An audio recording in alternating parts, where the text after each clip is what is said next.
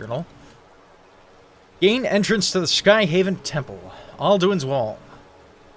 I found the Blade's lore master Esbern and brought him to Riverwood to talk to Delphine. He believes that the secret to defeating Alduin will be revealed by Alduin's Wall. Hey, thank you so much, Hadiatsu, for the 1 bit. An artifact created by the Ancient Blades. We need to go to Skyhaven Temple to find Alduin's Wall and see what it can tell us. It was a salty bit for a salty boy.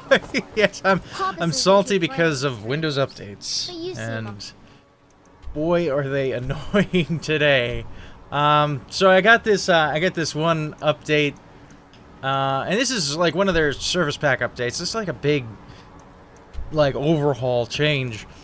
And so the first thing that I wake up to is this, or my computer wakes up to, is this one error that says that a DLL is missing. And it's one of those errors that if you click OK, it doesn't go away. It just pops up again. I click OK, it pops up again. I click OK, it pops up again. I do this for like 20 minutes just because it amuses me. And then I go about to try and locate the DLL online and download it and install it. Apparently I had the 64-bit version of the DLL, which is on my 64-bit operating system, but some brilliant person at Microsoft decided it was a great idea to only reference, how do I get over there?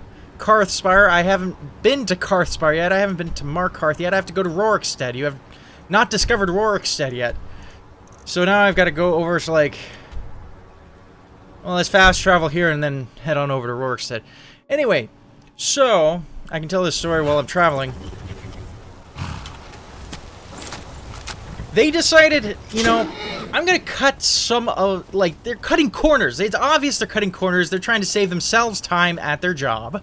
And instead of programming, you know, reference the 32-bit version on the 32-bit OS and then reference the 64-bit version on the 64-bit OS, they just reference the 32-bit version, and the 64-bit version OS, we're just left hanging out to dry, having to find the 32-bit version and install it on our own hard drives. Thank you. That's great. That's great. Give more work to the consumer. You know, here's the thing. How bad did I just kill my... He dead? He dead. Okay. Let's reload. Well, I guess that's good enough. Like, how selfish do you have to actually be to... Where's my auto-save? There we go. How selfish do you have to be as one person presiding over the fate of 1 billion computers or so? Well, let's say 500 million because it's the 64-bit version. Forcing 500 million people to install a 32-bit DLL. And you couldn't have just included the 32-bit version of the DLL in the update, or simply done the programming right in the first place. So you're gonna save yourself like 4 hours of work on a Thursday, and then cause everybody else like cumulatively hundreds of millions of hours of work. Cumulatively. That's not an exaggeration. I want this person fired. Like, this is why we can't have nice things. Alright, so I'm gonna have to go back here. Yes, you cannot travel when there are enemies nearby. I'm having a bad day. Batbeard is having a bad day.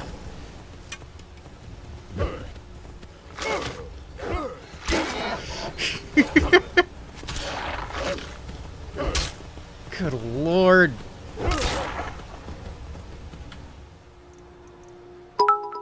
Here we go.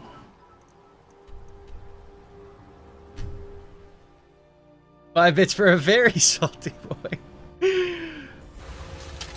Well, like, you have to think about this. Like, this probably took the guy, you know, maybe it took him like another 4 hours of work of his own time. It's his job, and either that or he's just dumb and doesn't know about the two different versions of the DLL. Like, he doesn't know that there are two different versions of it.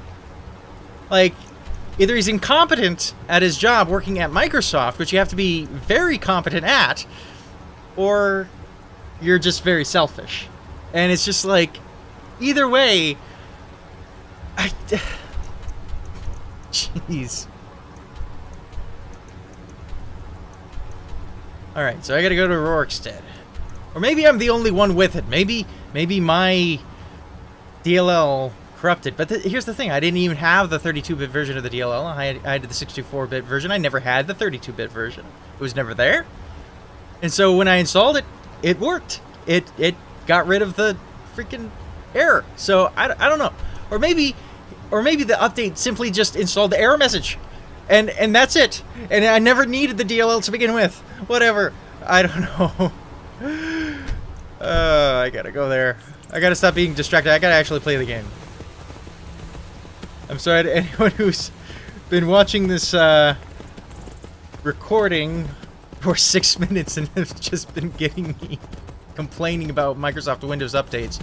Please leave me your worst experience with a Microsoft Windows update, because I'm sure you've got some horror stories. Because I have a few. That's not my first bad experience with a Windows update. I have several. I have lots. I don't remember the last one. It's just more shenanigans like that. And like somehow they always manage to like mess up all of my preferences and settings and everything the way I like it, how I like it, and so on. And why do they need to do that? They don't. They just do. Because they're Microsoft. We know better than you. We'll shove it down your throats till the end of time. Like, here's the other thing. Like when Windows 7 was out, like I loved Windows 7, and I also loved the registry on Windows 7, because you could do whatever you wanted to the registry on Windows 7. And if you don't know this, you could disable automatic Windows updates. So you could install them on your own time whenever you wanted.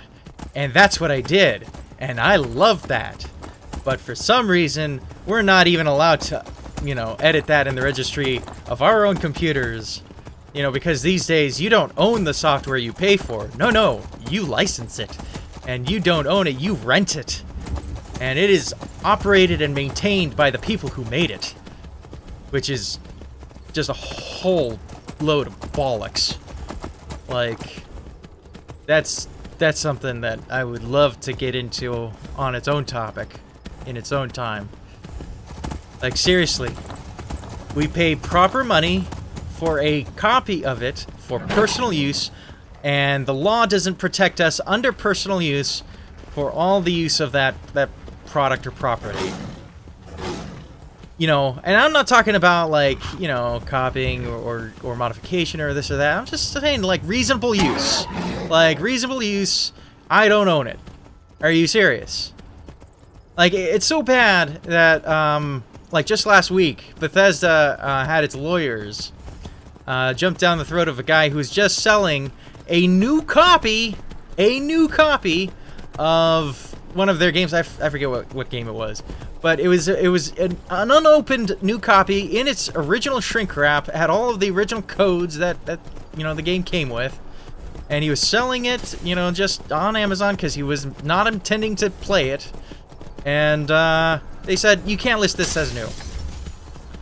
And I'm just going, are you sure? Because that's a new game. That's in new condition, and the condition is new. And their rationale was, you're not an authorized retailer. And I'm like, does he need to be an authorized retailer to sell one copy under his name on a website that has, like, insurance against the condition of the goods being sold? Like, in what way does this actually hurt you, Bethesda, for him selling a copy in case, like, it comes back in, like new condition and not new? Like, they should have just turned the other cheek there, but it's just, I don't know, the companies are just getting so greedy these days, and they're just being allowed to do it. Like, lobbyists are so deeply entrenched in our governments, and they're just so deeply entrenched that they can just do whatever they want. Like, what? Am I getting to the right location? Am I That's Carspotter. I thought I was headed to Rorkstead. Oh, I was following the wrong marker. Well, no kidding. Okay, well that's a recording I'm probably going to delete.